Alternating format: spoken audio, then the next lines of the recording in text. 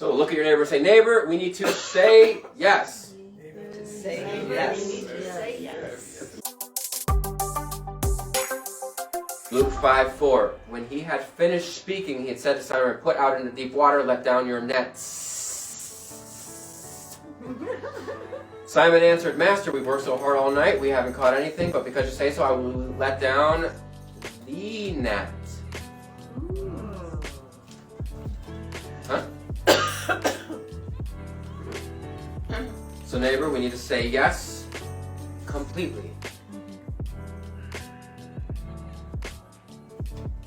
We're talking about full obedience, not partial obedience. And do I have a helper? Do I have a helper? Amber? Speaking of obedience. Hey, there she is. All right, can you grab it, sweet baby girl? The sermon illustration. We have this beautiful net right there. Right there. Yep, that. Bring it over here. The whole thing. When we thought we had the net, guess what? We had 2 nets. Oh, and what fell out? Ember, can you grab those? Can you show it really high? Raise it really high? Oh. We had more fish. We could have caught. And this second, can you open this up, sweet baby girl? And hand them out. Yes, but quietly though. Go ahead, hand it out. Everybody gets at least one. And if you don't get one, I'm so sorry, it's probably my math. I should have synced up with someone who's good at math.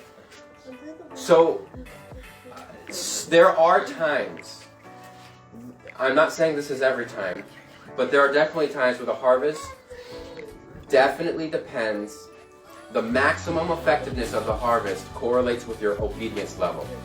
There's a story in 2 Kings 4:3 where Elijah told a widow, he said, go around and ask all your neighbors for empty jars. Don't ask for just a few. Then go inside, shut the door behind you and your sons. Pour oil into the jars, and as each is filled, pull it aside. The instructions were to go all the neighbors. So as many as she collected, because he said, don't just collect a few. That means there was an option of partial obedience. It's almost the opposite of this. Net's net. It's the opposite. He says, as many as she collected, God filled. And we have a very similar story, 2 Kings 13:18. Elijah giving instructions to a king before battle. Elisha told him, strike the ground. So he struck the ground 3 times and stopped. The man of God was angry and said, you should have struck the ground 5 or 6 times. Then you would have defeated Aram and completely destroyed it. But now you will only defeat it 3 times. Thank you so much, Ember. Thank you so much for being a helper. Thank you, baby. You can go back. I love you. You are awesome.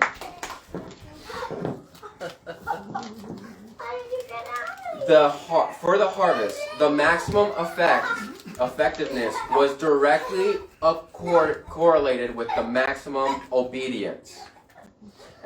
So I'm speculating. I'm not saying that if you had let down second one, there's a guarantee of double the harvest. But this theory is all throughout Scripture. Why would we risk it if there's the opportunity? We need full obedience. We need to say yes. Or I'm stepping on a crayon. We need to say yes when it's humbling. In both stories, in order to get that catch, they had to humble themselves and go back out when they were done. So he says, throw the net on your right side of your boat, right? He says, and they let it down, which is crazy because they're risking their reputation here, guys. These are professional fishermen. These guys knew what they were doing. They knew how to fish. They're not recreation, not just for fun. You know, they knew. So when these pros are being told by a carpenter how to fish, it took a little bit of humility to come down and listen and be obedient. Sometimes God will give us instructions that are contrary to our mind or our training or our teaching. How many times does this happen in theology? No, God, this is how I was taught. No. Not that it ever contradicts word, right? But we're doing things a little differently.